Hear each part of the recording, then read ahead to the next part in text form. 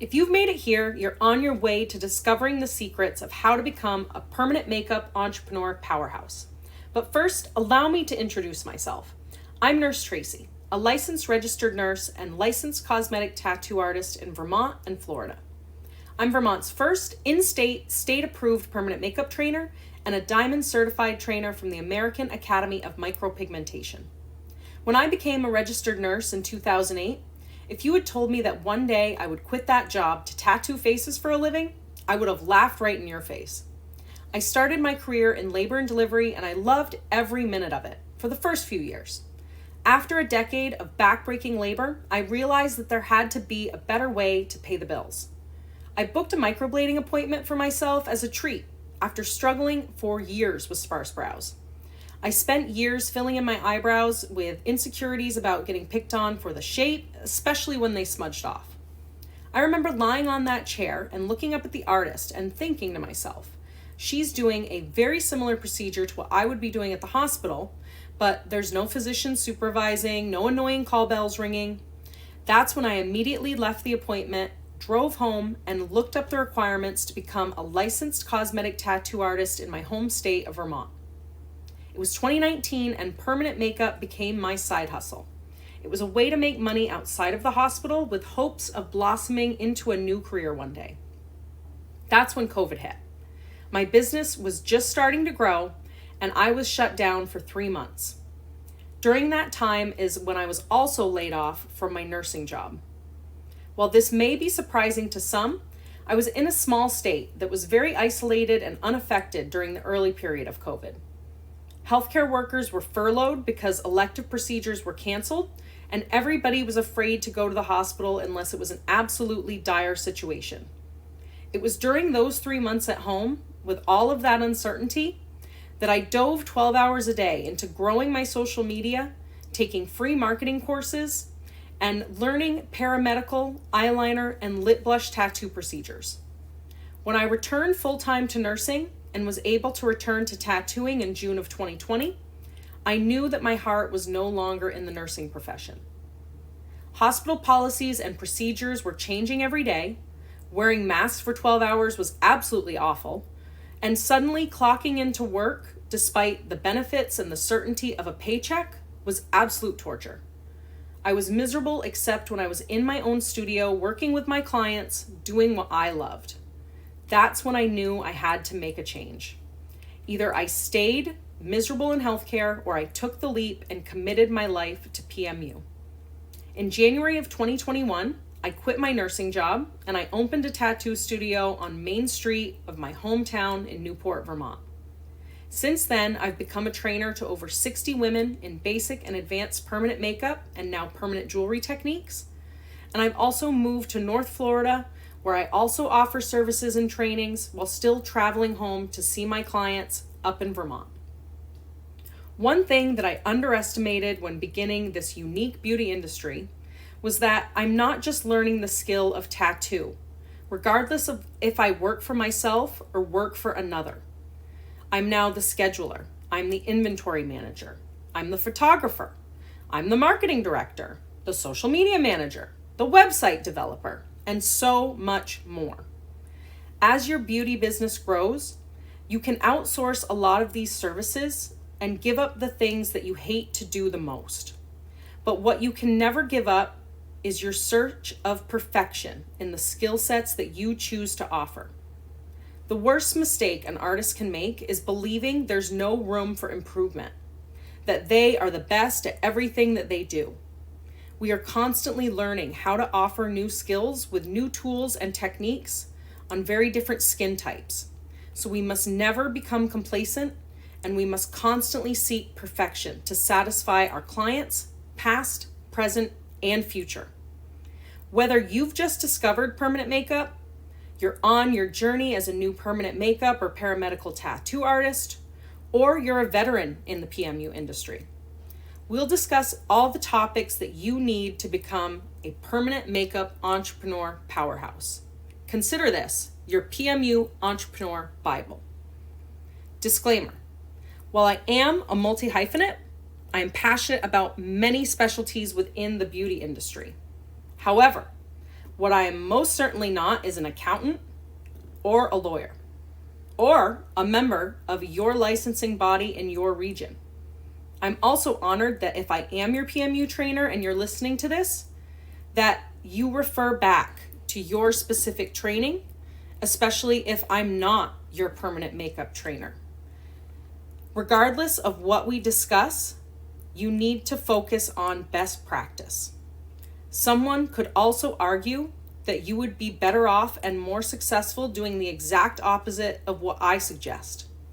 This is especially true as new styles and techniques of PMU and paramedical tattoo emerge from incredible artists all over the globe. Always investigate the sources of information you choose to implement in your practice to ensure they meet standards for cosmetic tattoo professionals not only in your region, but across the world. Acceptable bloodborne pathogen and cross-contamination prevention principles should not vary widely between service regions, as the risk factors associated with the spread are well known and preventable when followed. Always practice tattoo and PMU according to the country, county, and state laws where applicable in your region. Please remember that practicing ethically is not only in the best interest of you and your business, but is also paramount to growing a trusting clientele that will rave about you for years to come. So with that being said, let's start the business basics. It would be wrong of me to start this without stating at the very beginning the business basics. Any business owner worth their weight in salt will tell you the very same thing.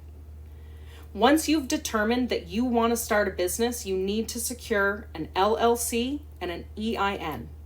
An LLC is a limited liability company. A limited liability company is a business or a name that you create for yourself in the eyes of the state and federal government. An LLC separates your business from your professional finances and any accounts that are shared with family members that are not associated with your business. An LLC usually only costs a few $100s to file in the state that you choose to practice, and most landlords and licensing agencies will request to verify LLC information from you prior to allowing you to open a standalone business location to decrease their own professional liability. An EIN, or the IRS's Employer Identification Number, also allows you to write off business expenses and make the government aware of self-employment revenue and therefore any taxes that they wish to collect from you. While it may seem appealing not to let the government know that you're collecting additional income, it's a surefire way to keep your business from growing and expanding. If we're opening a business, we can't pretend that we're opening a mom and pop shop. We have to act like we're opening the next Amazon hub. That means that you need to go big and plan for big things. So bite the bullet and tell Uncle Sam about your new EIN that matches your LLC's name exactly, and consider yourself officially open for business. Now, some people may encourage you to go the corporation route, but it's completely unnecessary unless you've consulted with an accountant and an attorney that suggests that this is the best business structure pathway for you. If you act as a corporation when you truly are a sole proprietor, which most permanent makeup and paramedical tattoo artists are when starting out, you can actually accrue severe tax penalties for improper filing of corporate documents inside strict quarterly timeframes. Depending on which state you train or work in, you may be able to take a training towards licensure before applying for a cosmetic tattoo license. While some regions allow you to work under the trainer's license, others demand you apply for a license independently before working on human skin. Follow your region's regulations for licensure, ensuring that you're working on clients legally at all times, especially when early on and beginning your career. Tattooing from home is never a good look, and it diminishes your respect among other artists and future clients in your community. Many states require an apprenticeship after training, which is part of the licensure process to ensure that a new artist has professional supervision before working independently with the public. Apprenticeships can help artists get quick and easy answers as they work with their initial clientele. Apprenticeship supervisors can also help the public feel more comfortable working with a new artist, knowing that somebody is there to back them up. Even if an apprenticeship is not required in your state or country before you begin to practice independently, seek out mentors, whether it be in person or online, to help you to continue to grow in your artistry as you develop over time. In Vermont, students must complete a 60-hour state-approved course and then complete a 40-hour licensed apprenticeship to be independently licensed to practice cosmetic tattoo. To become a body artist in Vermont, there is no training program. The individual must seek out a licensed tattoo artist that is qualified to complete a 1,000-hour licensed apprenticeship. This is how they become an independently licensed body artist. In Florida, where I also work and train, there is no training requirement or apprenticeship requirement for cosmetic or body art tattoo licensure. These are the vast differences in the tattoo community. Once you begin working on skin with clients, you should invest in professional liability insurance. While tattoo is not inherently dangerous, we are performing a subjective service on sensitive parts of the body. This can affect how somebody intimately feels about themselves for years to come. Knowing that we live in a litigious world where people want to especially threaten a lawsuit, protecting your assets is a reasonable step as a new or experienced business owner. In addition to insurance, the artist should also have consent forms available for the clients to complete prior to the procedure and aftercare forms for them to take home for reference. The consent form acts as another layer of protection, giving the permanent makeup artist permission to tattoo the client with the understanding that there could be complications, including infection and dissatisfaction with the final result. Consent forms are usually required to be saved for 2 years after working with the client and should be kept on file if you have any concerns about a client lawsuit. Consent forms also list whether the client allows you to use photography and videography online for marketing purposes and questions about the client's medical history. In many cases, the consent form can protect an artist from liability if the client has concerns or complaints after the PMU treatment is over.